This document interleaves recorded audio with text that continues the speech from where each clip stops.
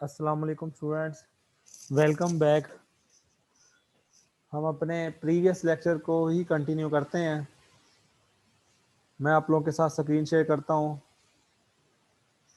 In the previous session we have discussed various concept of national income like GDP, GNP, NNP, personal income, national income, disposable personal income। इसी lecture को हम आगे extend करते हैं। Next topic is classical dichotomy. The separation of economic variables into real and nominal format is called classical dichotomy. The separation of economic variables into real and nominal format is called classical dichotomy. मतलब economics के जितने भी variable हैं हम उनको real nominal format में divide करते हैं। लाइक ये real GDP, nominal GDP, real interest rate, nominal interest rate, इस तरीके से हम डिवाइड करते हैं। तो ये जो डिवीजन है इकोनॉमिक्स के वेरिएबल की रियल नॉमिनल फॉर्मेट में, इसको क्लासिकल डाइकोटोमी बोलते हैं। For example real GDP, nominal GDP जो हमने स्टडी करना है, real GDP versus nominal GDP. पहले ये मैं आपको बताता चलूं कि ये रियल और नॉमिनल में डिवाइड करने की जरूरत क्यों पेश आई। इसकी रीजन ये है कि जिस तरह अगर जीडीपी को कैलकुलेट करें, it is the final value of all goods and services produced with in the boundaries of a country, final values of all production. तो जो अब इट मीन्स के जो कुछ इकोनॉमी में प्रोड्यूस हो रहा है उनकी हम फाइनल वैल्यूज को एड अप करते हैं। तो अगर जो कुछ इकोनॉमी में प्रोड्यूस हो रहा है वो सेम रहे, लेकिन गुड्स एंड सर्विसेज की प्राइसेस बढ़ती जाए, तो जीडीपी तो बढ़ती जाएगी। और ये जीडीपी बढ़ती जाएगी, क्या ये बेनिफिशियल होगी इकोनॉमी के लिए कि नहीं? नहीं होगी। द रीजन इज दैट क्योंकि production of goods and services नहीं बढ़ रही, सिर्फ प्राइसेस बढ़ रही हैं, तो जीडीपी तो बढ़ती जाएगी।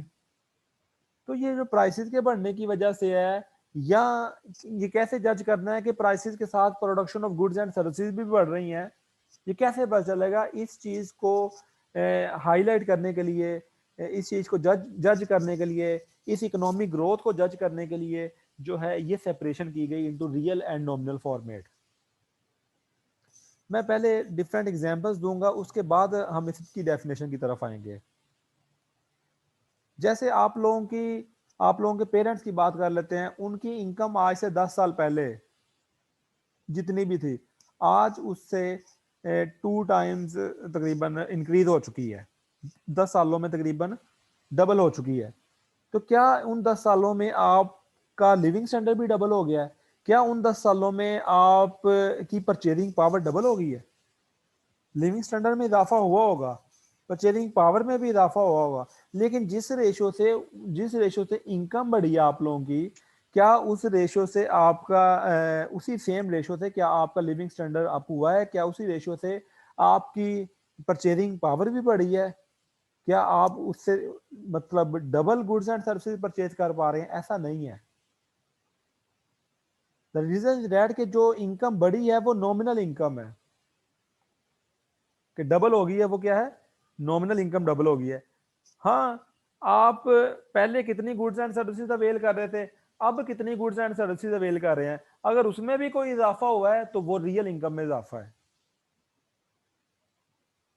मतलब अगर आपकी परचेजिंग पावर, मैं ये कह देता हूं कि लेट्स सपोज कि आपकी इनकम जो है वो 3 टाइम्स बढ़ी है, लेकिन आपकी परचेजिंग पावर जो है वो 1 टाइम उसमें भी इजाफा हुआ है।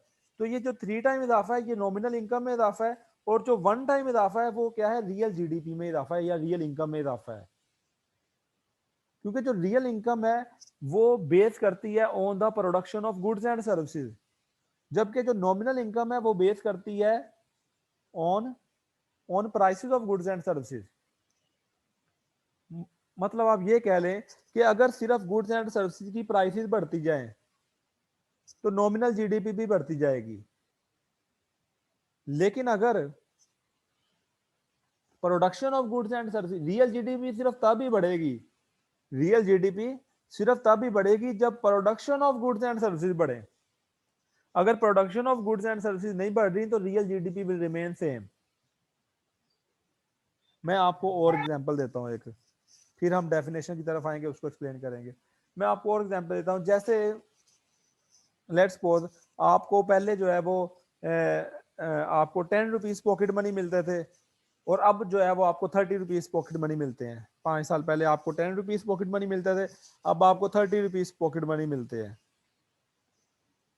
तो क्या आपका 3 टाइम्स ज्यादा मिलते हैं, तो क्या आप पहले से 3 टाइम्स ज्यादा गुड्स एंड सर्विसेज परचेज कर पा रहे हो?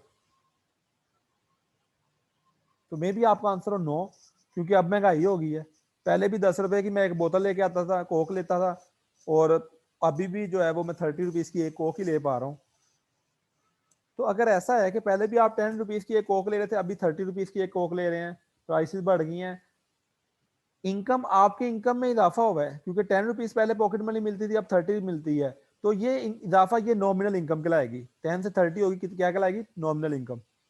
आप पहले भी सिर्फ एक कमोडिटी अवेल कर पा रहे थे उस 10 रुपए से, और आज भी उससे जो है वो एक ही कमोडिटी अवेल कर पा रहे हो।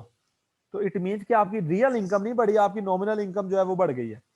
आपकी रियल इनकम नहीं बढ़ी, नॉमिनल इनकम बढ़ गई है।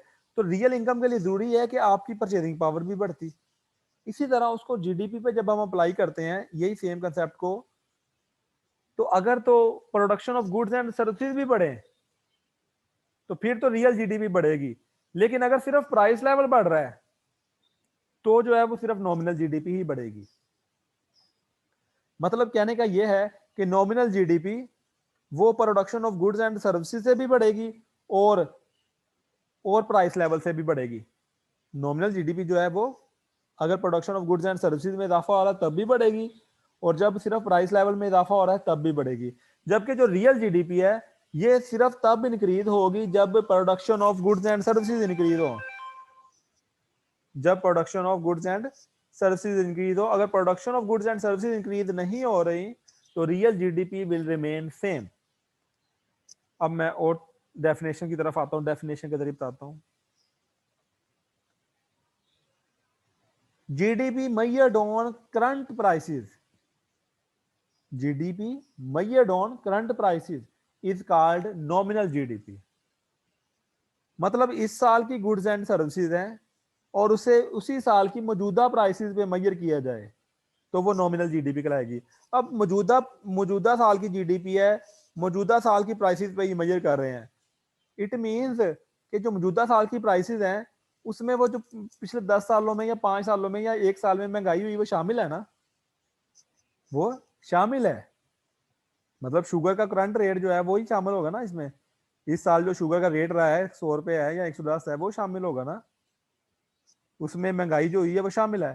तो अगर इस साल की जीडीपी को, इस साल की production of goods and services को इसी साल की प्राइसेस पे कैलकुलेट किया जाए तो वो नॉमिनल जीडीपी कहलाएगी। और अगर इस साल की जीडीपी को, इस साल की production of goods and services को किसी पुराने साल की प्राइसेस पे कैलकुलेट किया जाए तो वो रियल जीडीपी कहलाएगी।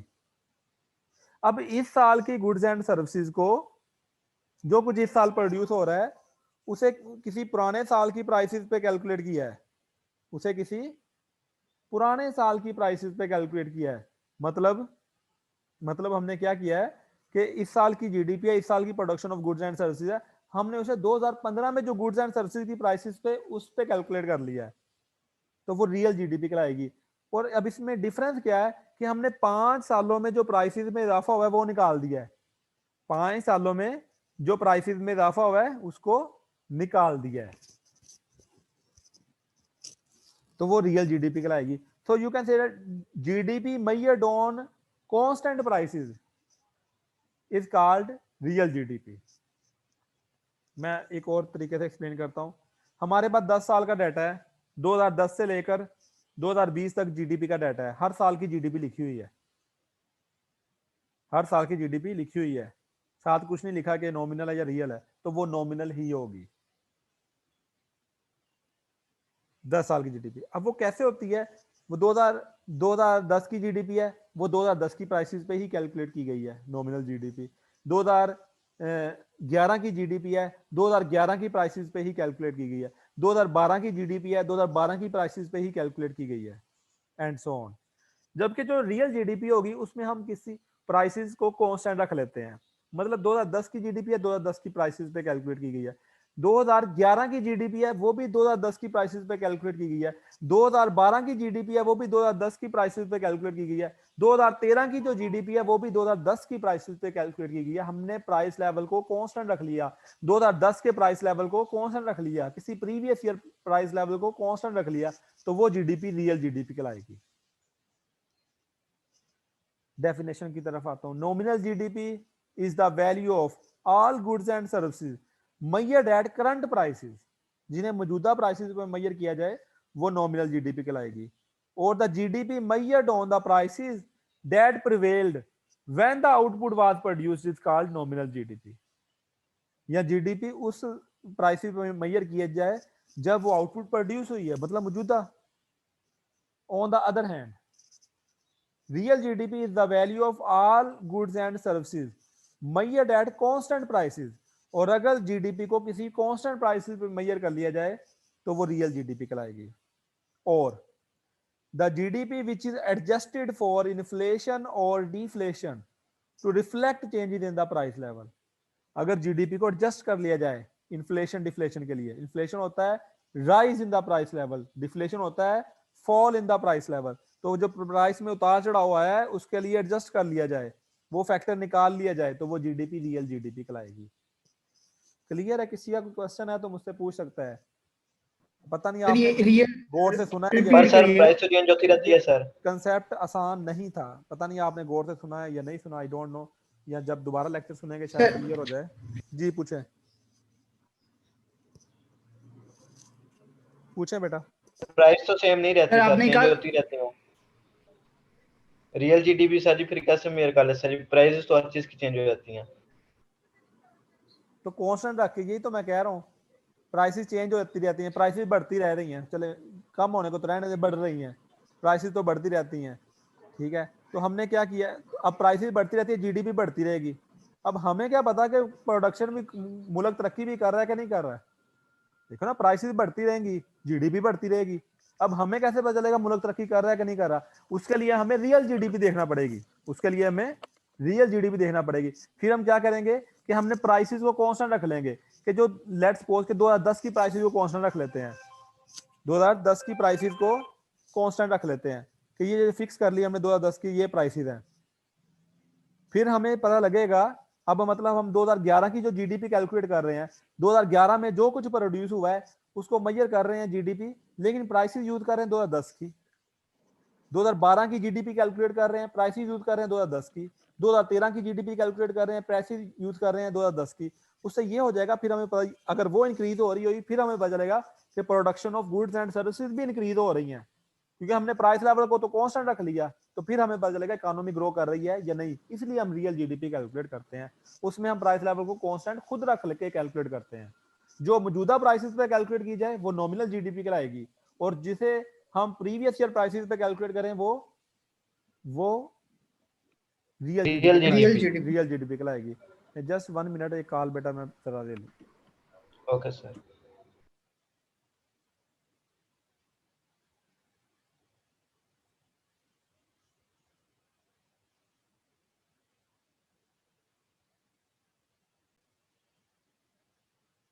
जी मजीद इससे रिगार्डिंग कोई क्वेश्चन है तो आप मुझसे पूछें। मैं दोबारा से थोड़ा सा इसको रिवाइज कर देता हूँ कि अगर जीडीपी को करंट ईयर प्राइसेस पे कैलकुलेट किया है तो वो नॉमिनल जीडीपी कहलाएगी, और अगर जीडीपी को किसी पुराने साल की प्राइसेस पे कैलकुलेट किया है तो वो रियल जीडीपी कहलाएगी। और ऑब्वियसली पुराने साल की प्राइसेस पे कैलकुलेट करने का ये मतलब है कि जीडीपी इस साल की ही है, मतलब 2020 की ही जीडीपी है, लेकिन उसे मतलब production of goods and services भी 2020 की है, उसे किसी पुराने साल की प्राइसेस पे कैलकुलेट करने का ये मकसद है कि ये देखा जाए कि एक तो वो प्राइस लेवल में जो इजाफा हुआ है पिछले अगर 10 सालों में वो निकल जाएगा, तो production of goods and services में कितना इजाफा है वो आपके सामने आ जाएगा। क्लियर हो गया पॉइंट? यस सर क्लियर है। Okay. GDP deflator is equal to nominal GDP divided by real GDP. तो वो जो प्राइसेस का फैक्टर निकल आता है, प्राइसेस का डिफरेंस निकल आता है, वो जीडीपी डिफ्लेटर कहलाता है। नॉमिनल जीडीपी को अगर रियल जीडीपी पे आप डिवाइड करते हैं तो ऑब्वियसली इन दोनों में क्या डिफरेंस है, वो प्राइसेस का ही डिफरेंस है। मतलब ये दोनों जीडीपी, नॉमिनल जीडीपी और रियल जीडीपी, ये दोनों एक ही साल की जीडीपी हैं। मतलब 2020 की रियल जीडीपी है और 2020 की ही नॉमिनल जीडीपी है, लेट्स सपोज। लेकिन जो नॉमिनल जीडीपी है वो 2020 की ही प्राइसेस पर मेजर की गई है, लेकिन जो रियल जीडीपी है वो किसी पुराने साल की प्राइसेस पर मेजर की गई है। लेट्स सपोज के वो 2019 की प्राइसेस पर मेजर की गई हैं। तो फिर जीडीपी डिफ्लेटर क्या होगा, वो एक साल का जो प्राइसेस का डिफरेंस है वो निकल आएगा, वो जीडीपी डिफ्लेटर कहलाएगा। या ऐसे कह लें कि नॉमिनल जीडीपी 2020 की जीडीपी है, 2020 की प्राइसेस पर मेजर की गई है। रियल जीडीपी 2020 की जीडीपी है लेकिन 2010 की प्राइसेस पर मेजर की गई है। तो फिर क्या होगा, अब 2010 का और प्राइसेस का डिफरेंस है ना, कि production of goods and services तो सेम ईयर की हैं। तो प्राइसेस 10 सालों में जो प्राइसेस का डिफरेंस था वो निकल आएगा, वो जीडीपी डिफ्लेटर कहलाएगा। तो यूजुअली हम जीडीपी डिफ्लेटर एक साल का कैलकुलेट करते हैं, जैसे मैंने पहले एग्जांपल दी। तो GDP deflator is equal to nominal GDP divided by real GDP. Clear है पॉइंट? Yes sir. नेक्स्ट जी इज सर, सर इनको डिवाइड करके हमारे पास जीडीपी डिफ्लेटर आ जाएगा। ये डिफ्लेटर बेसिकली निकल आ प्राइसेस जाएगा। फैक्टर है, ये प्राइस फैक्टर है, जो जी सर। प्राइसेस का डिफरेंस रह जाएगा वो निकल आएगा। Circular flow of national income. इस टॉपिक में हम ये स्टडी करेंगे कि जो कंट्री की इनकम है वो किस तरीके से फ्लो करती है। मतलब किस तरीके से एक बंदे के एक्सपेंडिचर दूसरे के इनकम बन जाते हैं, फिर उसके एक्सपेंडिचर तीसरे के इनकम बन जाते हैं। किस तरीके से इकोनॉमी में नेशनल इनकम जो है वो फ्लो करती है, हम इसको एक चार्ट के जरिए एनालाइज करेंगे। देखें चार्ट में विजिबल है कि एक तरफ हमारे पास हाउस होल्ड्स हैं और दूसरी तरफ हमारे पास फर्म्स हैं। एक तरफ हमारे पास हाउस होल्ड्स हैं और दूसरी तरफ हमारे पास फर्म्स हैं। हाउस होल्ड्स अपनी सर्विसेज जो है वो फर्म्स को प्रोवाइड करते हैं, और फर्म्स जो है हाउस होल्ड अपनी सर्विसेज जो है वो फर्म्स को प्रोवाइड करते हैं in the form of land, in the form of labour, capital and entrepreneur. Household अपनी services in the form of land, labour, capital and entrepreneur firms को provide करते हैं, और फर्म्स फिर आपको इसका रेम्यूनरेशन पे करती हैं in the form of wages, rent, interest and profit. House hold अपनी सर्विसेज फर्म्स को प्रोवाइड करती हैं और फर्म्स आपको इसका मुआवजा पे करती हैं, और फिर जो कुछ फर्म्स ने प्रोड्यूस किया है वो गुड्स एंड सर्विसेज मार्केट में आ जाएगा। अब हाउस होल्ड वो same goods and services purchase करेगा और उनकी पेमेंट, उनकी प्राइसेस जो है वो फर्म्स को चली जाएंगी, पे कर देगा। ये सारा काम होता है गुड्स एंड सर्विसेज मार्केट में। और जो नीचे पहले वाला काम हुआ था वो हुआ था फैक्टर मार्केट में। दोबारा बोलता हूँ सारा, ये circular flow of national income कहलाता है for two sector economy. Household अपनी सर्विसेज जो है वो फर्म्स को पे करते हैं in the form of land, labour, capital, entrepreneur, और फर्म्स आपको इसका रेम्यूनरेशन पे करती हैं in the form of wages, rent, interest and profit. अब ये काम सारा होता है फैक्टर मार्केट के थ्रू। और दूसरी तरफ फर्म्स ने जो कुछ प्रोड्यूस किया वो आ जाता है गुड्स एंड सर्विसेज मार्केट में। हाउस होल्ड वहां से गुड्स एंड सर्विसेज परचेज करता है और उनको उनकी prices of goods and services पे करता है। तो इस तरीके से ये circular flow of national income बन जाता है। एक के इनकम दूसरे के एक्सपेंडिचर बन जाते हैं, फिर उसके एक्सपेंडिचर किसी और की इनकम बन जाते हैं। क्लियर है बेटा?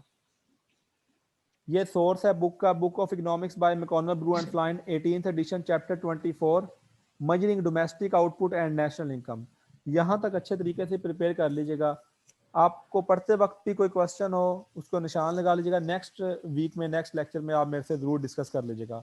मैं ज्यादा नहीं सर पढ़ा रहा। अगर बुक ये बाय कर, जी जी पूछें बेटा। सर अगर बुक बाय करनी हो तो मिल जाएगी? बुक बाय करनी इजीली? हो मार्केट में अवेलेबल है, मिल जाएगी, लेटेस्ट एडिशन मिल जाएगा।